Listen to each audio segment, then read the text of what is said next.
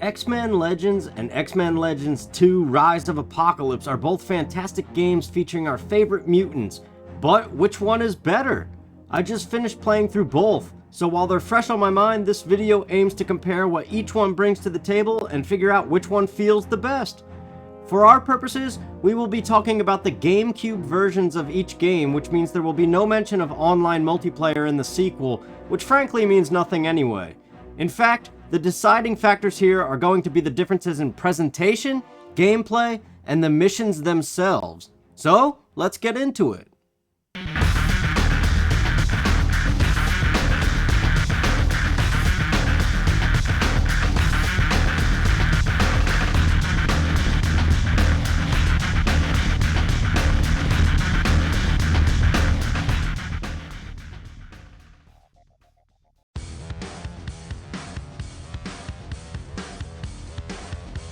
First off, X-Men Legends 2 is a direct sequel to the events of the first game, and it follows a different comic arc. The first game gives you the classic X-Men taking up base in the X-Mansion with Professor X running the show, trying to make peace between humans and mutants, while Magneto aims to make mutants rule the world and the military seeks to wipe mutants off the face of the earth.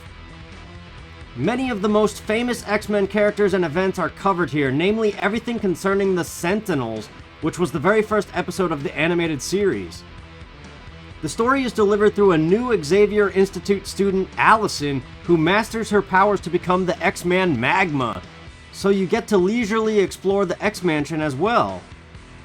X-Men Legends 2, however, lightly follows comic events related to the villain Apocalypse and starts off in a dystopian Genosha. The X-Mansion is completely destroyed, so every mission briefing is held in a makeshift area with next to no gear, and most things just look and feel dismal. Heck, one of the first areas is called the Dead Zone. But that's the point of Apocalypse and his Four Horsemen. Which theme appeals most to you will depend on the player and comic fans. It is, at its most basic level, comparing light versus dark. However, I have to give the win to the first game with this one. It just puts more care and effort into the story, pacing, and narration than the sequel, and the banter between characters is more polished. In the sequel, the X-Men and the Brotherhood, aka the bad guys, must work together to stop Apocalypse, which in turn creates some very corny bickering during cutscenes. Sometimes it feels like lines were just written to highlight that they all hate each other, but the execution falls flat. Hey, Red, you're not only easy on the eyes, you're smart, too. What do you say you and me hook up later? I bet you'll find out being bad is kinda good. You've just crossed a big line, Juggernaut. Scott, that's enough. But Professor! This bickering has gone on far too long. Don't you people realize lives are at stake? We have no time to quarrel about our petty differences. The first game, on the other hand, has excellent dialogue throughout that is more believable and intelligent, even if not every voice actor hits their mark.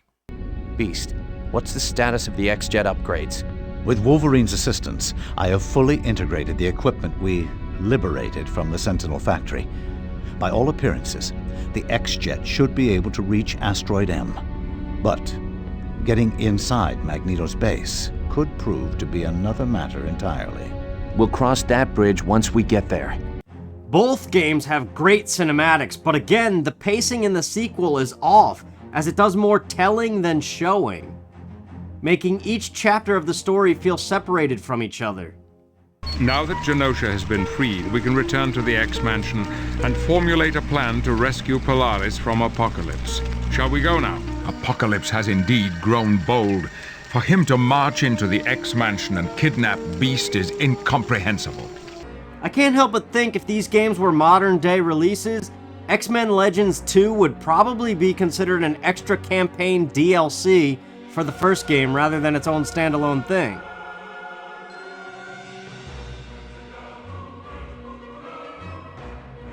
The gameplay of both games is very similar, but there are some minor differences that will once again be a matter of preference for players. The first game has only one standard difficulty, and it's definitely not easy. Because of this, the growth of enemies as the story progresses is felt, which in turn makes the growth of your characters feel great. high emphasis is placed on combos, as there is a dedicated button to make the AI unleash a mutant power, which you can then time with your own powers to get the combo. Sentinels in particular feel really great to take out as a team, and usually take multiple combos to destroy. The sequel has the exact same move system, but there are 3 difficulties to choose from. Choosing easy mode makes even Sentinels go down in just a few basic hits, so for a better experience it's probably best to choose the normal difficulty. Either way, however, the combat just feels easier compared to the first game, especially in the beginning where all you're doing is one-shotting bugs, which really feels like a departure from fun X-Men combat. There's also less emphasis on combos in the sequel, as the extra damage done with a successful combo is very small compared to the first game. The next aspect of gameplay to discuss is leveling up and choosing mutant abilities. In the first game, each character has only 4 mutant moves, one of which is an extreme power to be used in emergencies. This means the button assignment never changes. There are also passive abilities such as Cyclops' leadership skill. However, every time you level up, you have to pause the game and go into team management to manually assign where you want the experience points allotted. This is great for total control, but definitely gets a little tedious and halts the action a lot. By the end of the game though, you will be nearly maxed out in all stats. The sequel introduced a new auto level system to keep the action flowing. You can choose to have the game allot all points to where it sees fit without ever having to pause the game. The only downside to this is your characters might increase abilities you don't want, so you may lose a little bit of customization. This also means the button assignment for mutant moves may change randomly, as there are far more than just 4 moves per character, and the auto level will assign moves at will. This also means that by the end of the game you will not be nearly maxed out in stats. But, similar to the auto level, there is a new auto heal option in the sequel where the AI will use a potion if you're full and trying to pick another one up. This is fantastic, and better than the first game, as you have to micromanage your team far less.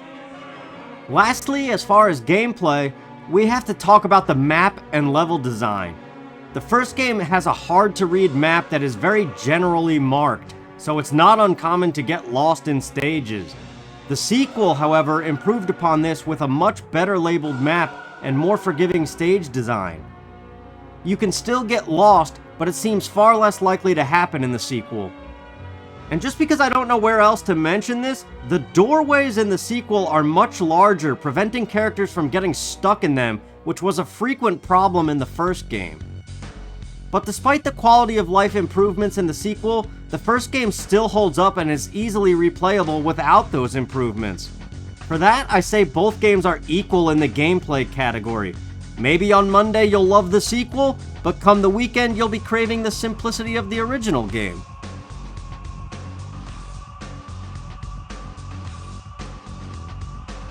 Which game has the more fun missions?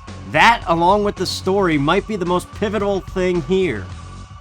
And, well, I have to give it to the first game again. Not only are there more missions than the sequel, but they are just more memorable and exciting.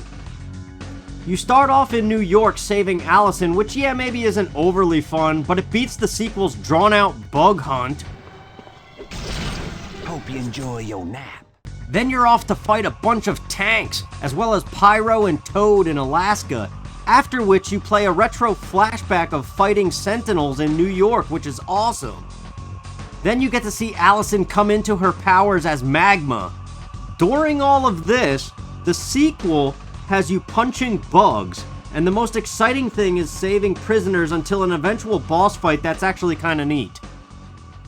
But then the story jumps drastically and you find yourself in a jungle fighting bugs again, before entering a temple full of small puzzles. I will say the temple beats what the first game has you doing by this point. In that one, you're in the sewers getting pummeled by Morlocks and getting stuck in small doorways, and none of it is fun. So for this particular moment, the sequel wins.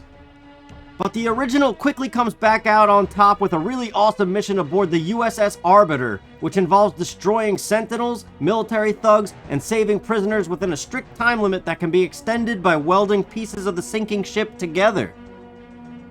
The sequel at this time has you battling the second Horseman of Apocalypse with a clunky gimmick of killing enemies on specific pads to disable a shield. Next up for the sequel is setting up shop at the Weapon X facility, which is interesting because in the original game, at this exact moment there's a flashback mission of Wolverines busting out of the Weapon X facility. Oddly still, both games now take you to a nuclear plant. In the first game, you help Colossus prevent a meltdown by fusing brackets back together. In the sequel, you dismantle all nuclear stuff spread across blue and yellow zones of the facility. Here I'd say the sequel would win, if not for the awful cloaked enemies throughout the plant. For that, I think the original wins, but it's close. Next up in the original, after defending the mansion from the military, Professor X takes the psychic ladies to the astral plane, which is fun as Professor X, but then gets to be kind of a headache once Xavier leaves. Then you simply rescue prisoners at Weapon X. The sequel at this time has you going to some crazy factory to destroy an army of clones, and although it's not the most fun thing, it beats the astral plane in Weapon X, so the sequel wins here again. But then the first game wins again as you defend the X-Mansion from Sentinels alongside Magneto. But then it craps the bed again in the sewers with the Morlocks. But the sequel kind of also craps the bed with the Magi Temple, where you must collect a bunch of things to place on altars and then battle a big boss. Still, I'd say given the choice between the two, the sequel wins in this moment. The next three small missions of the first game have you destroying Sentinels, military, and the Juggernaut. They're okay, but nothing overly exciting. Although we've been over how destroying Sentinels in the first game feels great. Meanwhile, in the sequel, you are just fumbling around in the sewers and the streets of New York, so there's nothing memorable going on. So that's another point for the first game. But then the sequel wins again as you work with Nick Fury and S.H.I.E.L.D. to destroy anti-air guns and radar arrays, as well as a bunch of Sentinels. While the first game has you back at the astral plane fighting 3 very difficult bosses. Next, I'd say both games tie in fun factor, as the first game takes you to a Sentinel factory to completely dismantle, rescue mutant prisoners, and confront a crazed military nutjob. Meanwhile, the sequel has you scaling Apocalypse's tower and battling one of the Horsemen of Apocalypse. So yeah, both of those are pretty good. And finally, as both games round out their respective stories, the first game takes you back to the astral plane to save Xavier, and then play as an ultra-powerful Xavier Gladiator. Then it's up to space to stop Magneto, as well as the insane Sentinels controlled by a military freak. This wins over the sequel, where you just go on a convoluted treasure hunt in an Egyptian temple before eventually fighting the very easy final boss. That makes the final score of memorable mission moments 7-5 in favor of the first game. And in our total judging of presentation, gameplay, and missions, the first game wins 2 categories and ties in gameplay. And since both games roughly tie in art and music, there's no sense even diving into those categories. Both games have fantastic load screen artwork and middle-of-the-road music. So, although the sequel has more playable characters, more character upgrades, and some quality-of-life improvements, in my experience, the first X-Men Legends still reigns supreme. The presentation is just excellent, the pacing that uses Allison as a means to tie it all together is great, and in my personal opinion, it's hard to beat the X-Mansion as the home base and the original story of humans, mutants, Xavier, and Magneto. Beating the 4 Horsemen of Apocalypse is fun for sure, but there's nothing quite like combo after super combo on some mighty Sentinels. As I stated at the start, both games are great, but in my recent experience and upon reflection, the first X-Men Legends is the must-play title of the 2. Thanks for taking the time to watch this video. For more like this, be sure to subscribe and check out my playthroughs of both of these fine games. Take care! Nice trick. What do you do for an encore?